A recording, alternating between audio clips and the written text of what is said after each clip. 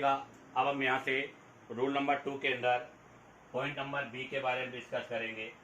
अभी हमने कोएक्सियल के बारे में डिस्कस किया था और अब हम डिस्कस करने जा रहे हैं कोलेटरल ओवरलैपिंग। और आपको पता है बेटा, कोलेटरल ओवरलैपिंग से मतलब हो गया पाई बॉन्ड या डेल्टा बॉन्ड का फॉर्मेशन। किसका फॉर्मेशन बेटा? पाई या डेल्टा बॉन्ड का फॉर्मेशन।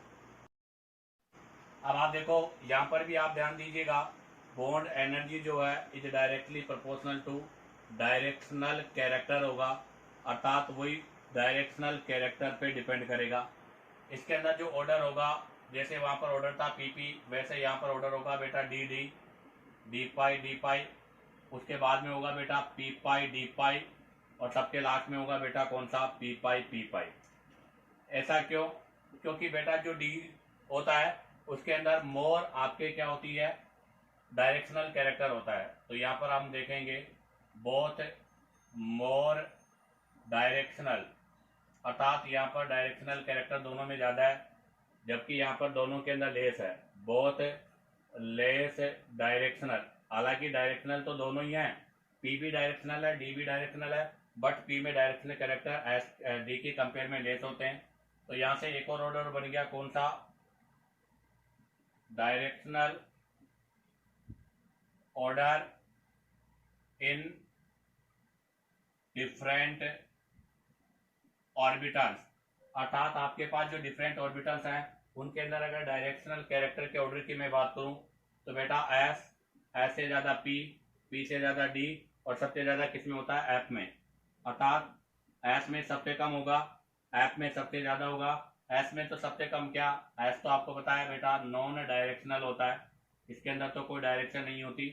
तो इसका मतलब ये हुआ कि पी और डी में से डी के अंदर डायरेक्शन कैरेक्टर हमेशा पी से ज़्यादा होता है, तो डी डी का सबसे ज़्यादा होगा, उसके बाद डी पी पाई डी पाई का होगा, और लास्ट में पी पाई का होगा। चलो इसको हम दूसरे तरीके से भी एक्सप्लेन करते हैं। ये तो हमने एक डायरेक्शनल कैरेक्टर के ऑर्डर से डिस्कस किया है। चलो इसका दूसरा है कि आप देखिएगा ये इंटरन्यूक्लियर एक्सिस है, यहाँ पर डी पाई के बीच में ओवरलैपिंग होगी और पाई बॉन्ड का फॉर्मेशन होगा। तो देखो बेटा, यहाँ पर ओवरलैपिंग इस तरह से होगी और यहाँ पर आपको पता है पाई बॉन्ड बनेगा। तो ये जो डी डी है ये बिल्कुल क्लोजर है बेटा, दूसरे के पास पास है। पास पास होने की वजह से बेटा यहाँ पर अट्रैक्शन फोर्स मोर होगा, और अट्रैक्शन फोर्स मोर होगा तो मोर ओवरलैपिंग होगी। सेकंड में देखो बेटा, ये आपका इंटरन्यूक्लियर एक्सिस है, एक तो इस पर डी ऑर्बिटल है तो ये तो डी बना दिया, और अब एक पी है। तो बेटा अब की बार डिस्टेंस थोड़ी बढ़ गई, डिस्टेंस ज्यादा हो गई इनके बीच में, तो ओवरलैपिंग क्या होगी? थोड़ा कम हो जाएगा। लास्ट वाले में पी पाई है, ये आपका इंटरन्यूक्लियर एक्सिस है बेटा, ये भी पी है और ये भी पी है, यहाँ पर डिस्टेंस और भी ज्यादा है तो यहाँ पर ओवरलैपिंग और भी कम होगी। कहने का मतलब बेटा यहाँ पर आपके जो डी ऑर्बिटल्स हैं, जैसे इसको मैं एक्सप्लेन कर दूं कि जब ये आपके पास तीनों परपेंडिकुलर थे, ये दो आपके जब एक दूसरे के पास यूं हैं, तो देखो बेटा ये दोनों क्या हो गए? एक दूसरे के पास आ गए। जैसे मैं इससे बना देता हूं तो आप देखो ये एक दूसरे के क्या आ गए? बिल्कुल पास पास में आ गए, तो आसानी से क्या हो गया? ओवरलैपिंग हो गई। जब जैसे जैसे दूर बढ़ते जाएंगे, अब देखो इनको ओवरलैप होने में क्या आएगी? दिक्कत होती जाएगी। तो वही सिस्टम हमारे पास यहाँ पर है बेटा, कि यहाँ पर ये दोनों डी की लोब पास पास में आ गई, इसलिए ओवरलैपिंग बेटर हो रहा है, जबकि वहां पर दोनों की जो लोब है वो दूर दूर है, इसलिए वहां पर ओवरलैपिंग लेस हो रहा है। चलो फिर भी अगर हम डायरेक्शनल कैरेक्टर के हिसाब से अगर बात करूं तो आप देखो यहाँ पर ये इंटरन्यूक्लियर आपका न्यूक्लियस है, यहाँ पर डिस्टेंस आपकी क्या हो गई बेटा? एक्स, इसको मैंने एक्स मान लिया।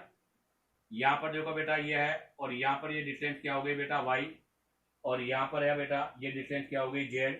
तो अगर मैं यहाँ पर ऑर्डर करूँ, किसके डिस्टेंस के ऑर्डर की बात कर रहा हूँ? Order of distance. तो बेटा ऑर्डर ऑफ डिस्टेंस की बात करूँ तो एक्स की डिस्टेंस वाई से कम है और वाई की डिस्टेंस जेड से कम है। और आपको पता है बेटा बॉन्ड जो स्ट्रेंथ होता है वो डिस्टेंस का इनडायरेक्टली प्रोपोर्शनल होता है, तो बॉन्ड स्ट्रेंथ किसका ज्यादा होगा? एक्स वाले का ज्यादा होगा, वाई वाले का उससे कम होगा, जेड वाले का सबसे कम होगा।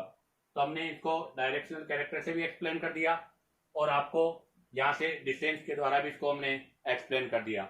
इसके अलावा अगर हम यहाँ चाहें तो हम ये भी कर सकते हैं कि देखो बेटा दोनों लोग पास पास में आ रही है, पास पास में होगी तो मोर ओवरलैपिंग होगी, मोर ओवरलैपिंग होगी तो आपको पता है बेटा मोर डायरेक्शनल कैरेक्टर भी होगा। तो इसकी जगह पर हम ये पॉइंट भी लिख सकते हैं। तो यहाँ पर मैं लिखूंगा बोथ डी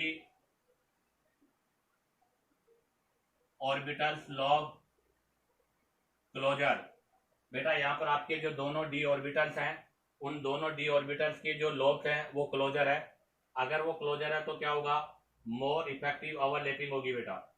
तो इसके लिए मैं लिखूंगा मोर इफेक्टिव ओवरलैपिंग है, इफेक्टिव ओवरलैपिंग है यहाँ पर।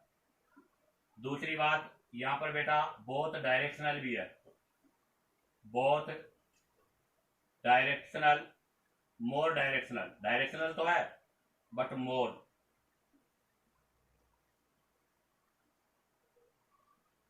यहां पर अगर हम देखें तो बेटा पी की जो लोब है वो दूर दूर है, तो यहां पे लिखूंगा बोथ पी ऑर्बिटल लॉब फार, दूर है।